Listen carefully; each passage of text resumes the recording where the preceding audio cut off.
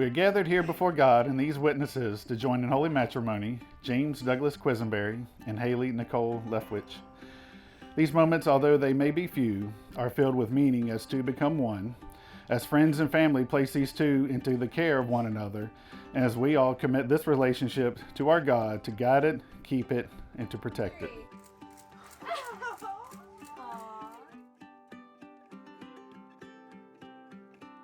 I've known these two young people for a very long time.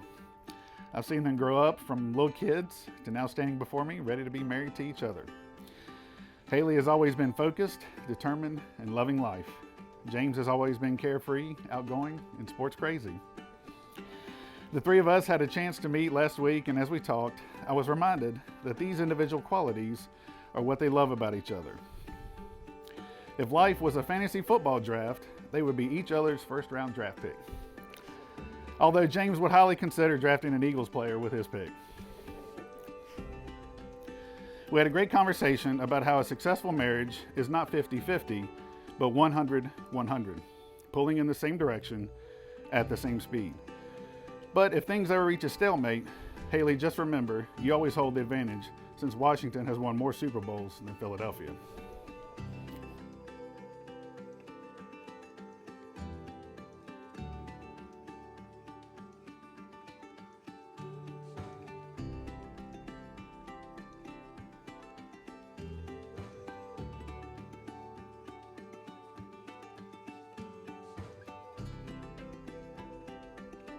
Because you've expressed a desire to be united in marriage, I'm going to ask you to take a vow that is made not only in the presence of your family and friends, but also in the presence of Almighty God. Do you, James, take Haley to be your lawfully wedded wife? And do you promise before God and these witnesses to love her, to comfort her, honor and keep her in sickness and in health, and forsaking all others, keep yourself only for her so long as you both shall live? Do you promise? I do. Do you, Haley, take James to be your lawfully wedded husband? And do you promise before God and these witnesses to love him, comfort him, to follow his leadership, honor him and keep him in sickness and in health, and forsaking all others, keeping only for him so long as you both shall live? Do you promise? I do. When Haley first asked me to be her maid of honor, I was so excited. But that excitement quickly turned to anxiety when I remembered that I had to give a speech. To both of you, I pray that you'll continue to cherish your differences and grow now not just as a couple, but as husband and wife. Haley, it's been a privilege being your friend and a blessing being your maid of honor. I've loved watching you first be a friend, then the girlfriend, then his fiance, and I can't wait to see you in your new role as wife. James, if I have to let her go, not completely, but enough, I'm glad it's into your hands. You both deserve the world, and I can honestly say that you found it in each other.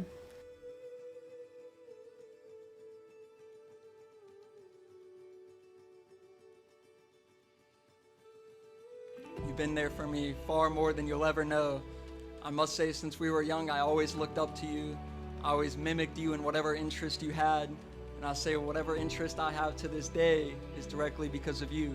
And I thank you for that. I feel that you've always brought out the best in me, thanks to your very competitive nature, I must add. I wish the two of you nothing but the best in your future endeavors together, and I hope to remain a part of your lives for very many years to come. So let's all raise our glasses. I know everyone's got one. I know I speak for everyone when I say that we wish you a lifetime of love, happiness, and laughter. Congratulations, you two. Cheers.